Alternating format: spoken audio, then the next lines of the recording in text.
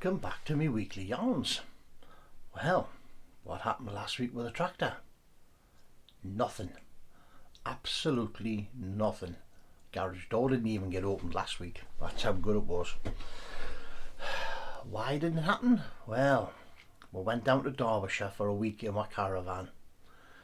We've had a busy year up till now with personal things going on. So we decided that we would have a little bit of time away. We stopped at Lickpenny Caravan Park, Lickpenny Lane, just outside of Matlock, a couple of miles. It did say you can walk to it, but you'd want some good walking shoes and a decent pair of legs because it was a canny climb on a hill to get there. Anyway, the site itself had about 100 pitches. We were on 51. I saw at least 72 the same type of pitches we were on, just bog standard hard stands for your caravan and your awning. But there was a load of fully serviced pitches as well down there. The unusual thing, and you'll see it in the videos, for this time of year, the Silver Brigade, that's us lot, like the older people with no kids and to worry about and things like that, we're always out and about before the school holidays, and we tend to come home for the school holidays and let the parents and the kiddies lash on with it. So we gets down there, and as I say, there's got about 100 pitches, and we counted 6 caravans on this site. You'll see it. The pitches are enormous, honestly. We've been caravan club members for years, and we remain caravan club members because of the standard of the sites that you were getting. Some of the private sites were literally just fields, no electric hookups, things like that, but were charging a fortune, especially the last couple of years with COVID. Now this Lickpenny site, you'll see it, it's absolutely amazing. Puts the caravan club's sites to shame. Much cleaner, much tidier, better kept, and cheaper. Last year the caravan club put their fees up because of the hike in electricity. This site hasn't. This site's kept it all the same. So, you know, you come on caravan club, you look at it and you think to yourself, we're not paying any membership fees to go to Lickpenny, or we're paying site fees, which is less than your site fees, and we're getting better quality site, electricity. I mean, okay, you know, in the summer all you do is run in your fridge and your TV for maybe an hour on a night time or something. But no, definitely a much better site. Seriously questioning membership of the caravan club from now on, because the quality of the sites is slowly going backwards, and some of the wardens, little hitlers, some of them. So as I say, have a look at this video for the caravan site. Have a look, see what you think of it. It's a great place. We will be back, definitely will be back.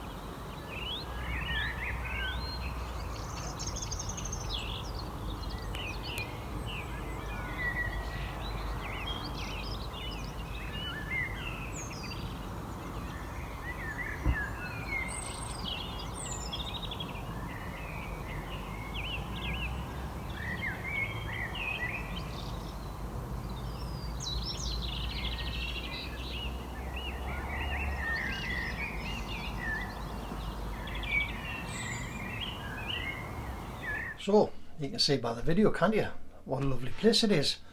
So some of the other places that we went to, we visited, when I finished throwing my pen around, we visited Heights of Abraham, place you got to reach by cable car. Again, I've got some video for you guys. It's based at Matlock, Bath. Been there since 1760s. Was an old mine, copper, no not copper, lead, full spar, fluoride. They were digging that out, so went up the cable car, had a look around up there. Again, I'll show you the videos. It's nice, lovely place to take your kids. Came down to Matlock, Bath at the bottom, which is the little village at the bottom. Fish and chip shops. You've never seen so many fish and chip shops in one place in your life. We went to the riverside for our dinner, but absolutely, the fish and chips were lovely. Like, it really was nice. Somewhere else we went, Chatsworth. Give you a quick view of Chatsworth. I didn't take a lot of video of Chatsworth because I wanted to see it, and I find that if you get involved in doing lots and lots of videos, you don't really see what you're there to see. You're more interested in taking the videos than what you are in seeing what's there. So I didn't take, there's a brief video of Chatsworth, there's a brief video of Eyam, which is a village, E-Y-A-M. It's also known as the Plague Village. It was where back in 1665 a tailor bought a box of fabric from London, which was right in the middle of the bubonic plague at the time. Unbeknownst to him, there were some fleas in the cloth that was in the bundle. His wife, housekeeper, whatever, when she opened the bundle, realised the cloth was damp, put it in front of the fire to air it out, and lo and behold, the plague spread through the village. And the vicar, Montpessins, he decided with his colleagues that the easiest way to control this, because he could see what was happening in London, the easiest way to control this was to isolate the village from the outside world. And with the agreeance of the public, they did that for well over a year, and 260 of the villagers died. Some really sad stories in there of mothers burying 5 and 6 children and the husbands, and yet they survived. There was a grave digger who was the people thought they were doing him a favour by giving him a choice of the possessions of the people who he was burying for them. He caught the plague, but he didn't catch it severely enough to kill him. It made him ill, but he survived it. However, his wife and kids didn't. They died. So I've got, again, a brief video there. I've always wanted to go to Eyam to see this place. Brief video there. The cave that you see in there is what used to be the church during the plague, because they closed the church down, a bit like what we did with COVID. You know, isolate people, close places down, stop public gatherings, because he realised that that was what was causing the spread. But anyway, have a quick look at what we saw. And as I said, I didn't do an awful lot of video of them because I really wanted to go and see the places myself without having to think about videos. So here you go, have a look at these.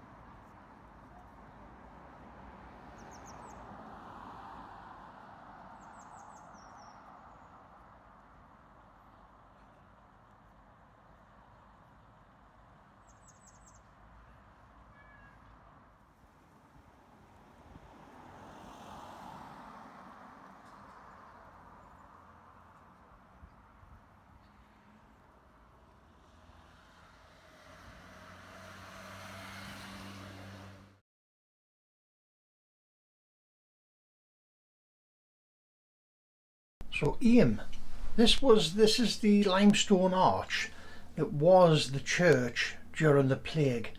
Obviously it wasn't covered with the scrub and the bushes that's there, and the trees weren't there because Montpessins, the vicar, would get into this arch because it forms a natural amphitheatre across the valley, and the villagers would gather across the valley and he would preach his sermon to them. When we get to the quick still image of the plaque from the tailor's house, freeze frame it and have a little read of it, and then later on we'll go to Montpessins well, because what they did was the Earl of Devonshire at the time saw what the people were trying to do and reputedly fed the village according to the local rumours. Other rumours are different. Now what the villagers used to do is they would walk up to the well and there would be supplies left for them at the well, and there's sort of local tales that the people would leave the money there at the well to pay for the goods. Walking out the other way towards another village, there was a boundary stone, and the villagers cut holes in the top of the boundary stone and filled the holes with vinegar, and the local story is the people would put their money into the vinegar to sterilise it, because again at the time they didn't know what was causing the spread of the plague. They didn't know it was body lice that was causing the spread, so they would put their money into vinegar to sterilise the money and collect their goods. And it was purely and simply through the will of the people and the nature of the people around them that it kept the entire population safe. A few people did catch it. One woman left the village to go to a market because her family was starving, and she got chased out the next village and sent home again. A young courting couple would meet in the field, and unfortunately he was from this different village, and his family began to die of the plague, and the girl got wind of this. She broke everything off and said that he had to stop at home out the way until this was all over. Unfortunately they never met again because she died, her and her mum both died, and he didn't know this for at least another year until he visited the village again and found out that she had passed away.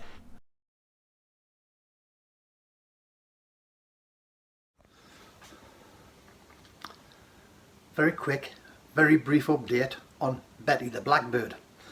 You've seen the pictures on the last video. I'll pop the picture in here of the babies, the little chicks, getting out the nest, fledgling, flying away. Went away for the week in the caravan, come back, Betty blackbird, sitting on a nest full of eggs again. Give you a quick look, see if she's there. Now we've got to talk to her as we go out the door so she doesn't get a fright. Because the last thing we need is her getting herself upset. So I'll say, hello little Mrs. Betty Blackbird, how we doing darling? Are we there? She might be in there, she's sitting in there on her nest. As you see, we've got a little bit of food down there for her. She keeps popping out for a bite to eat. But she's sitting in there, look. There she is. Sitting in there on her nest. Another nest full of eggs. So here we go again. She's determined to wreck my summer for the tractor rebuilds here, isn't she? However, it's nice to see them kicking about in the gardens. Last time she got 3 out. 1 egg didn't hatch. 3 little ones running about in the garden. Number 1 more or less shot straight through. He was away with his dad. Number 2 and 3 hung about for 3-4 days. The little one loved the bench outside. She was sitting on the bench for ages and ages, popping down in the garden, getting fed. And then they do what they do, just disappeared. As I say, we went away for a week in a caravan, come back, she's sitting there again, lad. But as I say, it's nice to see. We'll look after her as best we can. Right guys, that's it for this week then. See what we can get done next week. Unfortunately, it might not be a lot. I'm on a 5-day CPC course all week. Keep me professional driving license up to date. So I'm on that, so if I can get anything done, it'll be on an evening.